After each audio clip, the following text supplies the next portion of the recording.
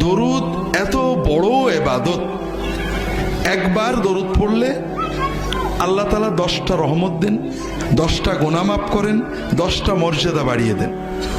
আল্লাহর ফেরেশতারা দোয়া করে, আল্লাহর রাসূল সাল্লাল্লাহু আলাইহি ওয়াসাল্লামের কাছে দরুদ পৌঁছে দেওয়া হয়, পৌঁছানোর সময় আমার নাম আমার বাবার নাম বলা হয়। এরপরে নবীজি সাল্লাল্লাহু আলাইহি ওয়াসাল্লাম নিজে দোয়া করেন, সালাম দিলে সালামের জবাব দিয়ে দেন।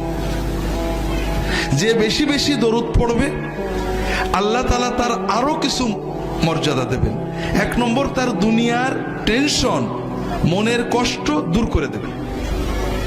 2 নম্বর, তার দোয়া কবুল করবেন।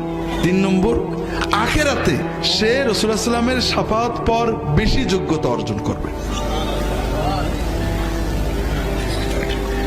তাহলে আমরা দরুদ পড়লাম, একবারই পড়ি। এখন কথা হলো কোন দরুদ পড়ব, ঠিক না? এটাও তো মুসলমানদের ঝগড়ার একটা বড় বিষয়। মুসলমানরা নামাজ রোজা নিয়ে ঝগড়া করে না, হালাল খাওয়া নিয়েও ঝগড়া করে না, কারণ এগুলো আল্লাহ কোরআনে বেশি বলেছেন। আর যেগুলো আল্লাহ কোরআনে বলেননি, রাসূলুল্লাহ সাল্লাল্লাহু আলাইহি ওয়াসাল্লাম মোটে বলেননি, এইগুলো নিয়ে ঝগড়া করে। দরুদ আল্লাহর ইবাদত, ঠিক না ভাই? তবে এটা আল্লাহর কাছে চাওয়া। আপনি যদি না পারেন এমনি বলেন আল্লাহুম্মা সাল্লি আলা মুহাম্মাদ, এটাও দরুদ। আল্লাহুম্মা সাল্লি আলা মুহাম্মাদিন ওয়া আলিহি ওয়া সাল্লিম, এটাও দরুদ এবং সালাম। তবে রাসূলুল্লাহ সাল্লাল্লাহু আলাইহি ওয়াসাল্লাম যেটা শিখিয়েছেন সেটা উত্তম।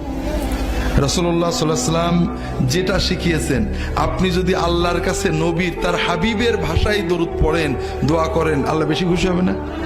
তাড়াতাড়ি কবুল হবে না? হ্যাঁ, এই জন্য রাসূলুল্লাহ সাল্লাল্লাহু আলাইহি ওয়াসাল্লাম আমাদেরকে দরুদ ইব্রাহিমী শিখিয়েছেন, নামাজে আমরা যেটা পড়ি। এছাড়াও ছোট ছোট দরুদ আছে, আমার রাহে বিলায়াতে অনেকগুলো দরুদের সুন্নত দরুদ আছে, পড়তে পারেন। যে কোনো দরুদ আপনি একবার পড়লেন, এখনো শেষ হয়নি, আপনি আল্লাহর জিকির করলেন আজানের সাথে, নবীর দরুদ পড়লেন।